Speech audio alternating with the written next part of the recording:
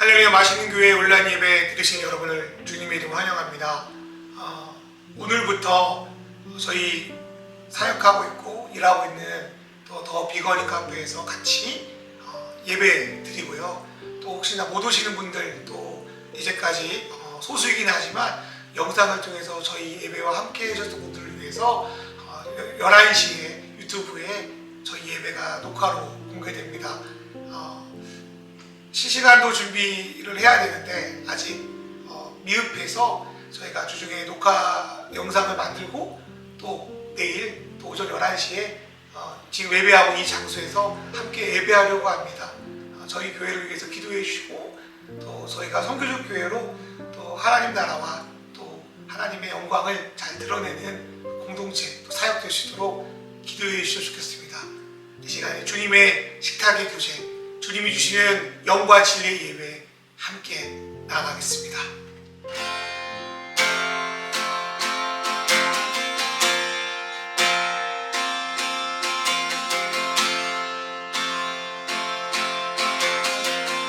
마음이 상한 자를, 마음이 상한 자를 고치시는 주님, 하늘의 아버지 날 주가 나소서, 주의 길로 인도하사 자유케 하소서.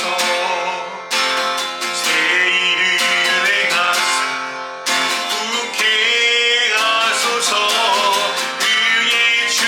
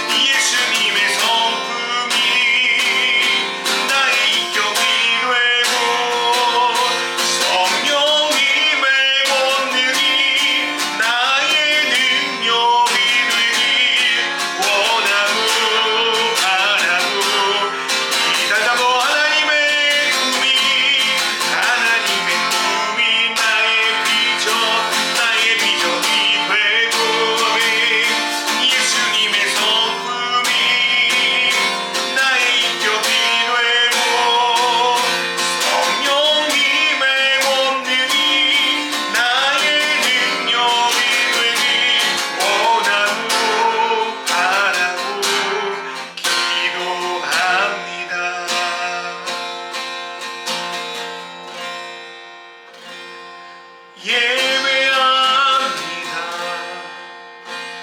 찬양합니다. 주님만 날 다스리소서. 예배합니다. 찬양합니다. 주님 홀로 높임다. 예배합니다. 예배합니다. 찬양합니다.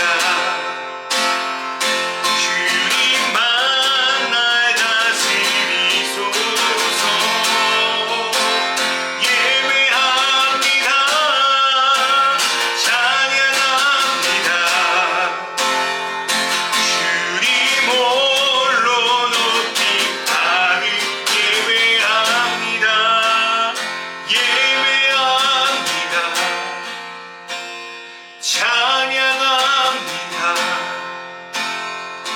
주님만 날 다스리소서. 예배합니다. 찬양합니다. 주님 홀로 높임 받으소서. 하나님, 오늘 예배를 주님 홀로 영광받아 주시옵소서. 세상을 살아갈 때 힘이 들고 연약하지만 주님이 우리에게 공급해 주실 힘으로, 능력으로, 위로의 말씀으로 우리가 다시 일어나, 다시 살아나 새벽을 깨우며 주님의 영광을 바라보는 믿음의 자녀 될 수 있도록 인도하여 주시옵소서. 하나님, 오늘 또 녹화로 또 함께 이 자리에서 예배합니다. 하나님, 예배를 받아 주십시오. 어떤 장소가 아닌 예수의 이름으로 모인 곳에 함께 하신다고 하는 주님의 말씀 붙들고 나아가오니 주여, 이 예배 통해서 홀로 영광 받아 주시옵소서. 이 모든 말씀을 우리 주 예수 그리스도의 이름으로 기도드리옵나이다. 아멘. 오늘의 말씀은 요한복음 6장 10절에서 14절 말씀입니다. 예수께서는 사람들을 앉게 하여라 하고 말씀하셨다. 그곳에는 풀이 많았다. 그래서 그들이 앉았는데 남자의 수가 5,000명쯤 되었다. 예수께서 빵을 들어서 감사를 드리신 다음에 앉은 사람들에게 나눠주시고 물고기도 그와 같이 해서 그들이 원하는 대로 주셨다. 그들이 배불리 먹은 뒤에 예수께서 제자들에게 이렇게 말씀하셨다. 남은 부스러기를 다 모으고 조금도 버리지 말아라. 그래서 보리빵 5덩이에서 먹고 남은 부스러기를 보니 12강주리에 가득 찼다. 사람들은 예수께서 행하신 표징을 보고 이분은 참으로 세상에 오시기로 된 그 예언자시다 하고 말하였다. 아멘. 할렐루야. 맛있는 교회 온라인 예배 드리시는 여러분을 주님의 이름으로 환영합니다. 오늘부터 유튜브 영상 예배와 또 저희 정해진 처소에서 예배하는 현장 예배를 함께 드리기로 했습니다.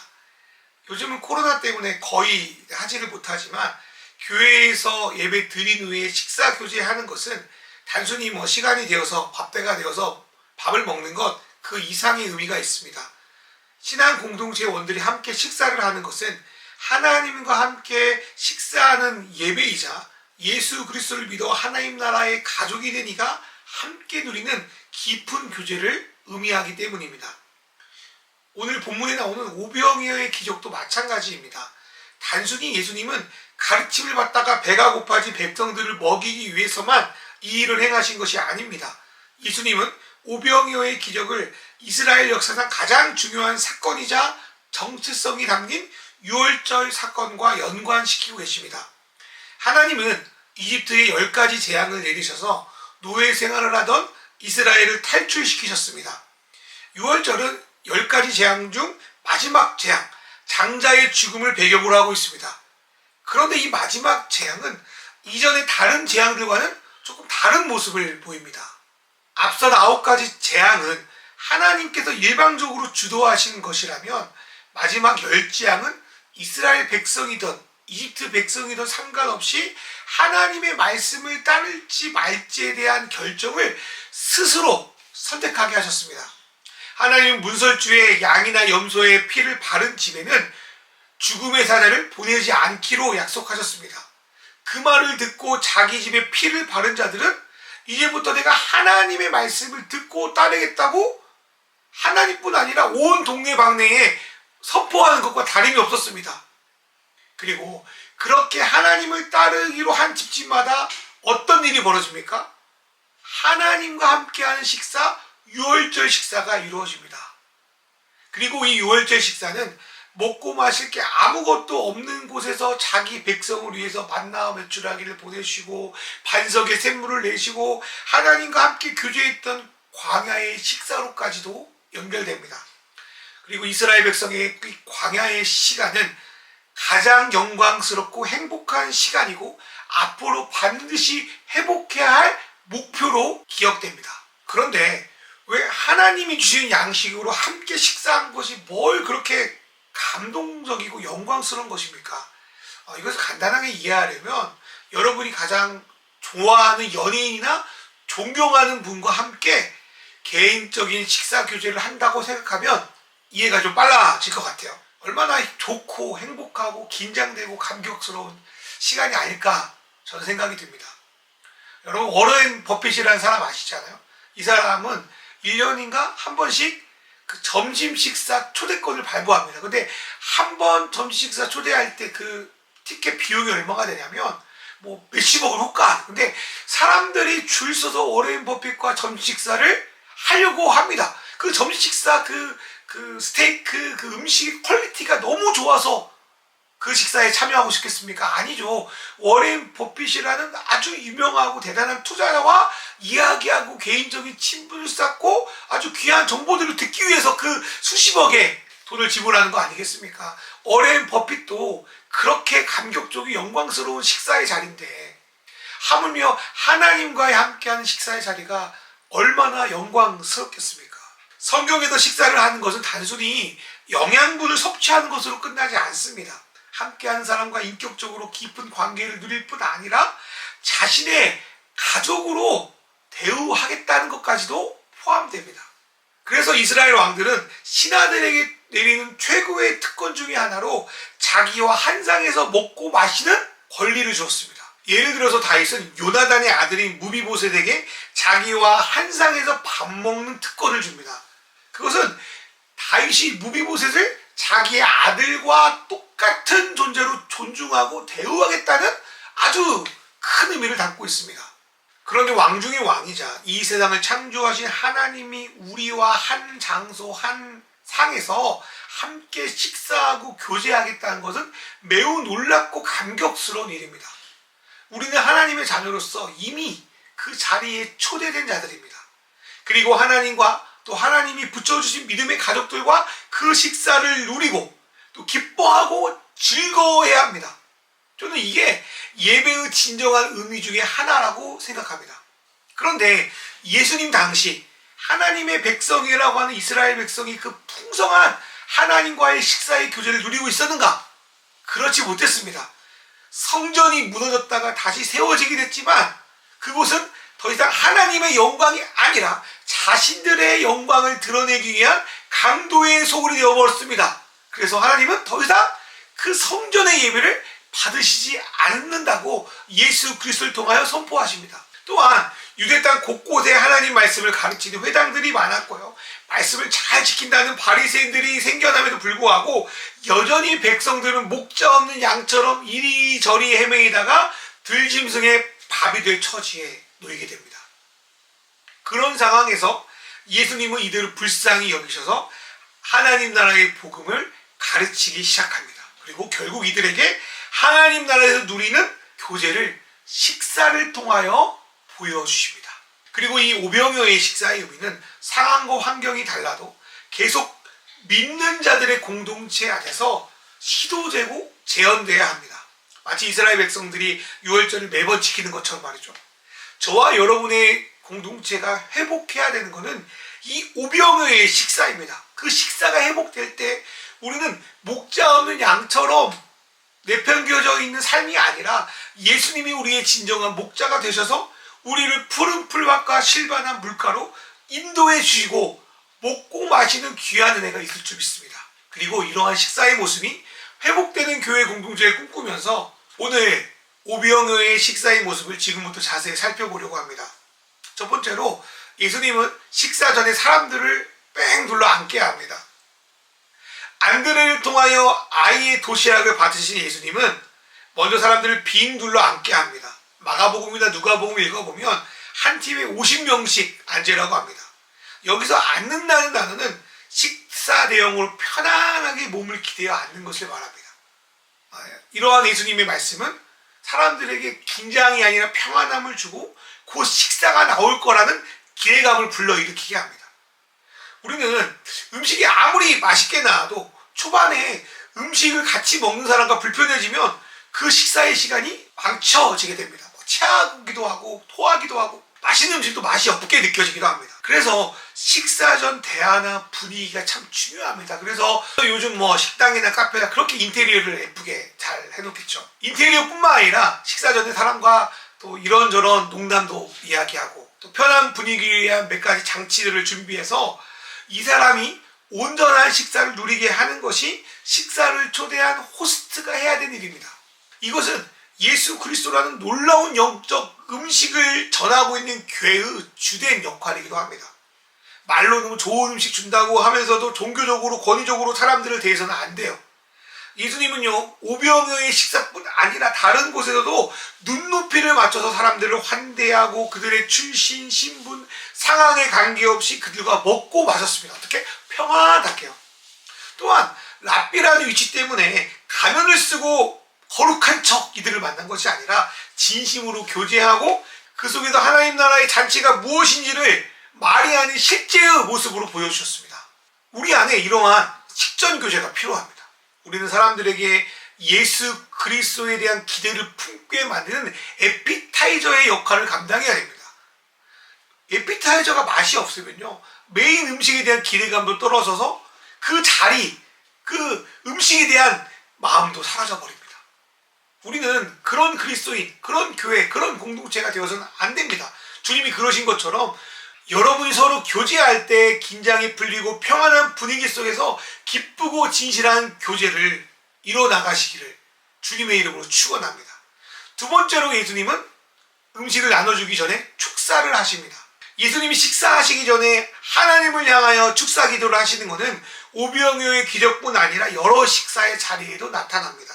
그래서 오늘날 성찬식에서 목사님들이 축사를 하시는 것도, 또 우리 기독교들이 아침, 점심, 저녁 일상의 식사 전에 하나님께 기도하는 것도 이러한 전통을 따라서 하는 겁니다. 그런데 예수님은 왜 식사 전에 하나님께 기도를 올리고 있습니까? 그리고 그 기도의 내용은 무엇이었을까요? 저는 첫 번째로 이 모든 일에 하나님이 주인 되어 달라는 기도가 들어있을 거라고 생각합니다. 예수는 하나님의 아들임에도 아침과 저녁에 기도하셨습니다. 그 이유는 자신의 모든 말과 행동에 오로지 아버지의 뜻만 드러나게 하기 위함이었습니다. 우리가 하나님께 기도하는 가장 중요한 이유는 내 삶 속에서 내 뜻이 아니라 하나님 아버지의 뜻이 드러나게 하기 위함입니다. 기도하지 않으면 하나님의 일을 한다고 하면서도 내가 하나님 자리를 좀 차지하고 싶고 그 영광을 독차지하고 싶은 거짓된 욕망에 사로잡힐 때가 많습니다. 우리는 그러지 않기 위해서 날마다 기도를 통하여 하나님 앞에 우리의 주권을 올려드리는 게 매우 중요합니다. 두 번째로 예수님이 하신 축사에는 목자 없는 양이 되어 허기져 있는 백성에 대한 안타까움과 이 백성의 갈급함을 채워달라는 예수님의 간절함이 들어있습니다. 세상을 살다 보면 참 내 뜻대로 안 될 때가 많아요. 그래서 우스갯소리로 하나님 내 기도 안 들어준다고 할 때가 있습니다. 왜냐하면 내 욕망의 기도를 하나님이 잘 안 들어주시더라고요. 그리고 하나님 뜻대로 선하게 살려고 해도 삶의 고난과 시험 또 유혹이 우리를 늘 괴롭히고 넘어뜨리려 합니다. 때로 나와 가까운 사람이나 또 같이 하나님을 믿는다고 한 사람이 우리를 배신하고 모함할 때 얼마나 마음이 고통스러웠습니까? 나뿐만 아니라 나와 가까운 사람이 이런 어려움이 처해 있을 때 우리는 기도할 수밖에 없습니다. 진심으로 기도할 수밖에 없습니다.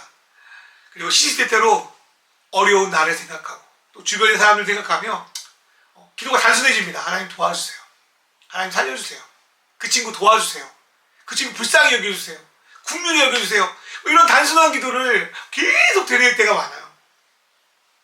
주님이 광야에 모인 그 백성들을 목자 없는 양으로 보고 불쌍히 여기신 것처럼 하나님이 저를 좀 불쌍히 여겨주시기를, 또 내 주변에 힘들어하고 있는 사람들을 좀 긍휼히 여겨주시기를, 그리고 이들에게 주님의 양식을 베풀어 주시기를 자연적으로 간절히 기도할 수밖에 없습니다.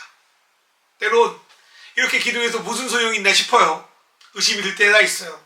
솔직히 참 하나님 안 믿고 하나님 무시하는 사람들이 더 행복하고 더 잘 사는 것 같기도 해요. 그럴 때마다 우리는 불의한 재판관에 끊임없이 나아갔던 과부의 기도를 생각해야 합니다. 과부가 자기 안에 진실함이 있으니까, 자기의 간구가 정의로우니까 불의한 재판관이라도 끊임없이 나아갔던 것처럼 밤낮 하나님께 기도함을 통하여 주님의 뜻이 우리 삶 속에서 이루어지기를, 선한 일 하다가 고난받는 나의 삶을 풀어주시기를, 주님을 향한 우리의 갈급함이 채워지기를 기도할 수밖에 없습니다. 하나님은 하나님의 뜻과 정의를 위하여 밤낮 기도하고 부르짖고, 그리고 그 삶을 살아내는 사람에게 반드시 그 권리를, 그 소원을, 그 기도를 들어주신다고 하셨습니다. 물론 우리의 기도의 응답이 오병이어처럼 기도하자마자 바로 일어나면 참 좋겠지만, 응답이 더디더라도 주님의 주권을 생각하면서 주님의 선한 통치가 저와 여러분 삶의 갈급함, 배고픔을 채워달라는 어떤 정당한 기도를 하나님께 올려드리면서 주님 앞에 살아갈 때 우리 안에 주님의 축사, 주님의 응답이 이루어질 줄 믿습니다. 세 번째로, 예수님은 각 사람이 원하는 대로 풍성하게 음식을 나눠주셨습니다. 예수님은 각각 빵과 물고기를 축사하시고 백성들이 원하는 대로 음식들을 나누어줍니다. 그런데 그때 어떤 일이 벌어졌을까 좀 상상을 해보게 돼요. 예수님이 축사하시자마자 갑자기 막 물고기가 막 산더미처럼 쌓이고, 뭐 빵이 막 우르르 생겨나고 뭐 그랬을까요? 아니면은 분명히 나는 예수님께 빵 하나 받았는데 빵 주고 나니까 손에 갑자기 또 생기고 막 그런 어떤 참 마법 같은 그런 놀라운 일들이 일어났을까요? 잘 모르겠어요. 성경에 안 쓰였기 때문에. 그러나 한 가지 분명한 거는 2만 명의 사람들을 12제자만으로는 절대로 나눌 수가 없었을 거예요. 그래서 12제자뿐 아니라 예수님을 따르는 자들, 또 거기는 수많은 사람들의 전달하는 손길들을 통하여 온대로 배불리 먹었을 거예요. 만약 음식의 개수가 한정되어 있거나 부족했다면 뭐 제대로 전달 개수가 없죠. 서로 좀 더 먹으려고 막 다툼이 일어나고 뭐 훔치기도 하고 뭐 숨겨놓기도 하고 막 그랬을 거예요. 그런데 주님이 주시는 그 다함이 없는 풍성함 때문에 이들은 누구나 쉽게 아낌없이 그 음식들을 먹고 즐길 수 있었습니다. 몇 명, 소수의 사람을 제외하고는 자기가 막 배고프고 부족한 상태에서 남에게 뭔가를 나눠준다는 것은 매우 어려운 일입니다. 배고프면 빵 한 쪽이라도 제대로 나눠주기 어렵습니다. 그런데요, 배가 부르면요, 어떤 비싸고 맛있는 음식이 내 앞에 있더라도 흔쾌히 나눠줄 수 있잖아요. 뭐 우리는 이러한 경험을 얼마 전 추석에도 하지 않았습니까? 몇 끼를 배불리 먹다 보니까 평소에 내가 좋아하는 뭐 갈비 이런 게 나와도 좀 그만 먹고 싶다 해가지고 옆에 있는 사람, 동생 있으면 좀 호의를 가자, 더 먹어, 더 많이 먹어, 이러면서 양보하는 일들 벌어지지 않습니까? 신앙도 그런 것 같아요. 예수를 믿는다고 하면서 예수를 먹지 못하는 삶을 살면 다른 사람을 절대로 배려할 수 없습니다. 또한 어떻게든 자신만이 풍족한 삶을 살려고 다른 일을 모함하고 죽이고 멸망시키는 일들을 합니다. 세상의 방식이 그런 방식이에요.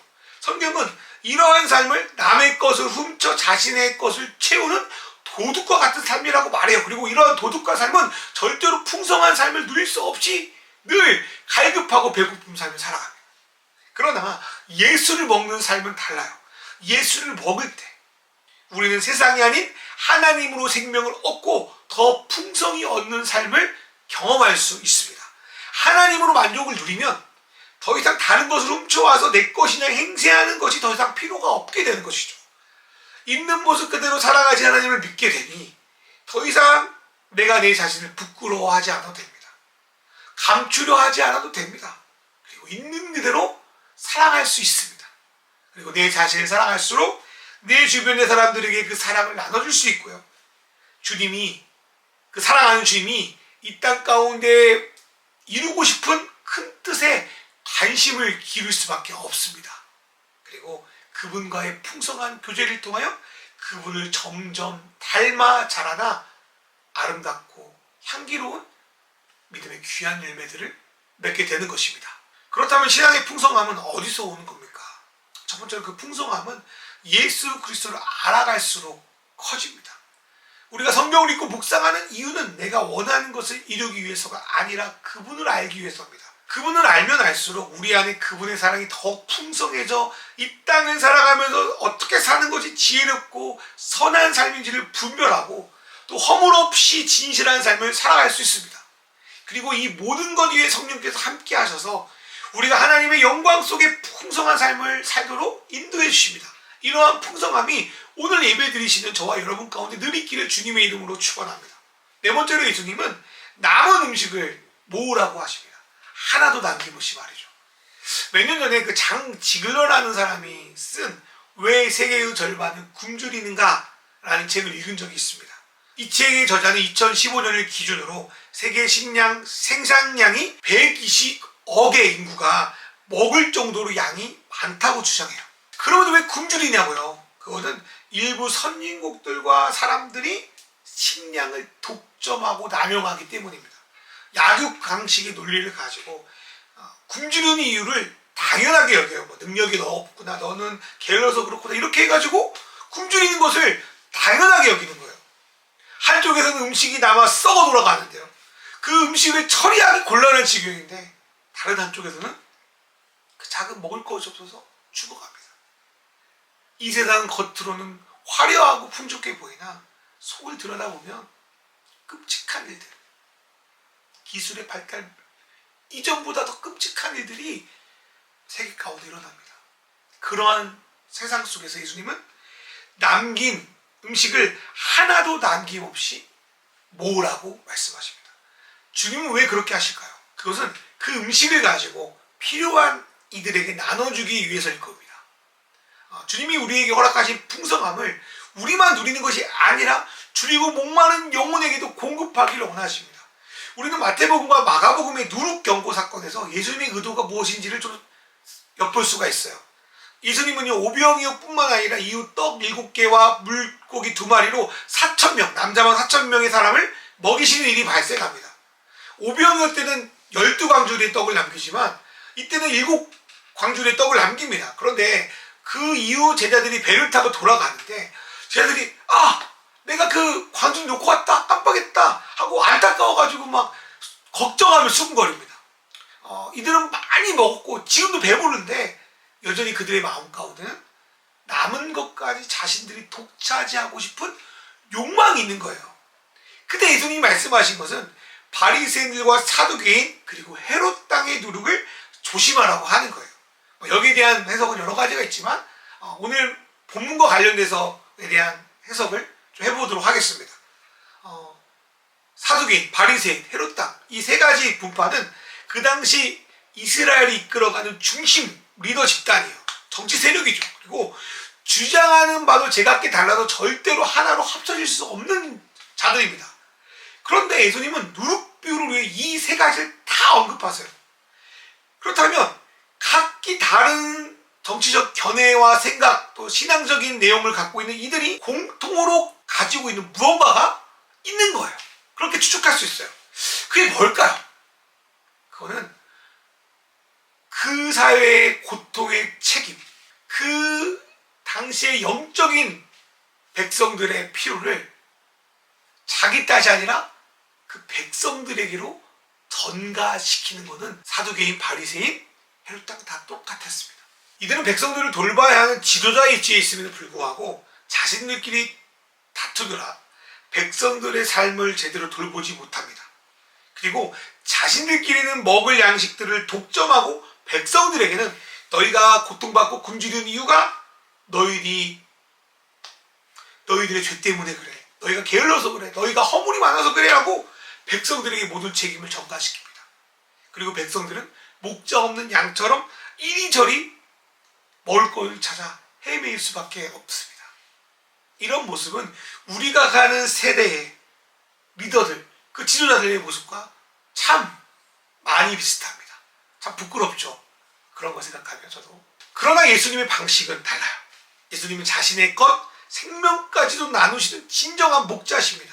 그리고 예수를 따르는 우리에게도 너희만 독점하고 소유하지 말고 내가 너희에게 모든 걸 준 것처럼 이미 네가 갖고 있는 게 족하니 배부르니 나누어 주라 요청하십니다. 우리는 그 명령에 순종하여 주님의 사랑을 나누는 일을 시작합니다. 배고파서 억지로 나누는 게 아니라 이미 내 안에 예수의 생명이 있구나. 내 안에 주님 모든 걸 주셨구나. 내가 이미 배부른 사람이구나라는 정체성 인식을 통하여 내가 가지고 있는 것을 어떤 형태로든 나눠야 됩니다. 주님 우리에게 많은 것을 요구하시는 게 아니에요. 지금 우리 안에 있는 것을 가지고 나누라 하십니다. 그리고 주님은 그 나눈 아이의 작은 도시락을 통하여 그 모든 사람이 먹고 마시는 일을 하신 것처럼 우리의 눈에 우리가 보기에는 보잘것없는 것들이 주님의 손을 거치면 주변의 사람들 모든 사람을 먹이는 풍성한 하나님의 은혜로 바뀌어질 줄 저는 믿습니다. 말씀을 좀 마무리하겠습니다. 우리의 삶이 어떻게 쓰임 받는 것은 오로지 주님께 달려 있습니다. 우리의 소관이 아니에요. 중요한 건 뭐냐면 주님 앞에서 우리가 날마다 거룩한 식사를 하고 그 영적 식사의 교제를 나누는 것입니다. 우리는 매일 혹은 매주 이러한 영적 식사를 예수 그리스도를 통하여 공급받아야 됩니다. 그리고 오늘 우리가 드려진 예배 가운데 그 풍성한 식사를 누려야 합니다. 성찬을 통하여 주님의 거룩과 하나됨을 누려야 합니다. 예배를 통하여 사랑하는 예수님을 알면 알수록 예수님의 뜻에 맞는 삶이 무엇인지 고민하며 나아가야 합니다. 그렇게 살아갈 때 우리는 거룩해집니다. 주님은 오늘 저와 여러분을 자신의 식사의 자리에 초대하고 계십니다. 종교적인 딱딱함과 적막함이 흐르는 곳이 아니라 주님이 주시는 평안함과 기대가 넘치는 곳으로 우리의 간구에 귀를 기울이며 풍성하게 응답하신 식탁으로 우리의 각자의 삶 속에서 주님의 뜻을 나누고 나타낼 수 있는 힘과 능력을 주시는 곳으로 말이죠. 그 주님이 베푸신 식탁에 온전한 쉼과 예배 그리고 힘을 얻는 저와 여러분 되기를 주님의 이름으로 축원합니다. 이 시간 기도하겠습니다. 우리의 모임 가운데 성령님 임재하셔서 평안함과 기대가 넘치는 곳이 되게 하시고 서로 진실한 교제가 이루어지게 하소서. 세상을 살아갈수록 주님의 통치에 갈급합니다. 우리 주변에 힘들고 어려운 형제자매들이 있습니다. 이를 위한 우리의 간구에 귀를 기울이사 우리의 삶에 축사하여 주소서. 주님의 풍성함으로 우리 안에 넘쳐서 더 이상 세상 것에 배고프지 않게 하시며 성령과 말씀으로 늘 채워주소서. 우리 삶에 남은 것들을 그냥 버리지 않고 주님의 나라와 필요한 이들에게 잘 흘려보내게 하소서. 이 시간 우리 주여하고 통성을 기도하겠습니다.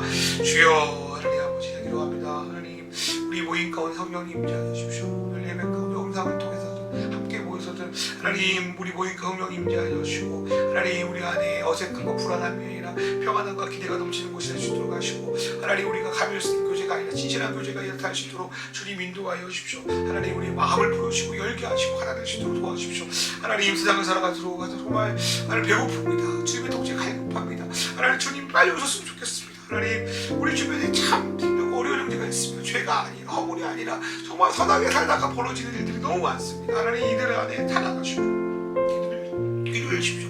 하나님 아버지 하나님 말씀대로 살았으니 망했다 실패했다 하지 않고 끝까지 주님의 영광과 주님의 뜻을 기다릴 수 있도록 주여 역사해 주십시오. 그리고 반드시 응답하여 주시고 주여 우리 예배드리는 우리 귀한 믿음 형제 자매들 삶 가운데 축사하여 주셔서 안수하여 주셔서 하나님 책임져 주시고 풀필요 가까이 실만한 물가로 인도하여 주십시오. 하나님 주님의 풍성함을 구합니다. 우리의 풍성함이 우리가 처지게 주십시오. 하나님 아버지 갈급하면 하나님 아버지 다른 것으로 하나님 뭔가를 채우려다 보니 죄를 짓기도 하고 다른 사람과 관계가 파괴되기도 하고 여러 가지 일들이 벌어지면 하나님 오늘 예배를 통하여 풍성해지곤 합니다. 하나님 매일매일 드린 예배를 통하여 풍성해지곤 합니다. 풍성해져서 다른 것에 배고프지 않고 하나님 오히려 그것들을 나누며 그것들을 전하며 하나님의 나라의 복음을 드러낼 수 있도록 주여 인도하여 주시고 하나님 아버지 그런 사람으로 자라날 수 있도록 하나님 역사하여 주십시오. 하나님 얼마나 이 세상에 힘들고 어려운 자들이 많습니까? 하나님 감사가 끊이지 않게 하시고 주님이 우리 주시는 식탁의 자리에 하나님 우리가 누리고 나누고 마시며 하나님의 영광을 드릴 수 있도록 역사하여 하나님 아버지, 오병이의 식사에 제자들과 사람들을 초대한 것처럼 믿는 우리를 초대하신 줄 믿습니다. 예배 가운데 또 삶 가운데 날마다 오병이의 식사의 교제, 하나님과의 귀한 식사의 만남이 이루어질 수 있도록 인도하여 주십시오. 하나님 무서운 분으로, 하나님이 우리를 실망시키는 분으로 여기지 않고 평안하게 만나게 하여 주시고, 하나님 우리가 예배 드릴 때마다, 우리가 믿음의 공동체원들을 만날 때마다 우리 안에 있는 평안함과 은혜가 잘 전달되게 하시고, 우리가 섬기고 있는 공동체가 그러한 평안한 공동체, 하나님 말로만 은혜가 아니라 정말 은혜가 넘치는 공동체 될 수 있도록 주님 인도하여 주시옵소서. 하나님 아버지, 힘들고 어려운 일이 많습니다. 예배 드리는 것 자체가 힘든 영혼들이 있습니다. 삶에 뛰들어서 고통받는 사람들이 있습니다. 하나님 기도합니다. 그들의 삶을 채워주십시오. 그들에게 먹을 것을 주십시오. 그들에게 마실 것을 주십시오. 하나님 세상의 것이 아니라 하나님으로 주시는 놀라운 은혜를 허락하여 주십시오. 하나님 그리하여 믿음이 연약한 자들이 세워지고, 증거가 원하는 자들에게 하나님의 살아계신 증거를 보여주고, 하나님 삶에 지쳐서 무너지고 넘어진 자들을 일으켜주셔서 생임 얻어 주님의 앞에, 주님의 은혜 앞에 나갈 수 있도록 주님 인도하여 주시면서, 그리고 하나님 나만 먹고 사는 그런 이기적인 신앙이 아니라 주님이 사랑하는 사람들에게 나누고 전하여 주님의 영광을 나타내는 하나님 믿음의 공동체 될 수 있도록 인도하여 주시고, 하나님 하시는 교회가 정말 주님의 멋진 향기, 멋진 음식, 아름다운 소식을 전하는 소금과 같은 존재 될 수 있도록 인도하여 주십시오. 하나님 오늘 전 예배를 하나님께 실시간으로 올려드립니다. 영상으로 예배 드리는 분들이나 함께 나와 예배하는 자들이나 두세 사람이 모인 곳 함께 하신다 하셨으니 우리 가운데 임재하여 주셔서 영원한 그 식탁의 교제, 주님과 하나 되는 그 예배를 누리고 전하고 나누시도록 은혜 내려 주시옵소서. 이 모든 말씀을 주 예수 그리스도의 이름으로 기도드리옵나이다. 아멘. 이제는 우리 주 예수 그리스도의 은혜와 하나님 아버지의 사랑과 성령님의 인도하심이 오병이어의 기적을 통하여 누린 하나님 나라의 식탁을 지금 함께 누리며 평안함과 간구함과 풍성함과 나눠줌이 함께할 줄 믿는, 영상을 통해 예배드리는 믿음의 사람들과 이들이 속한 공동체, 그리고 맛있는 교회의 예배와 사역기회 이제부터 영원히 함께 하시기를 간절히 축원하옵나이다. 아멘.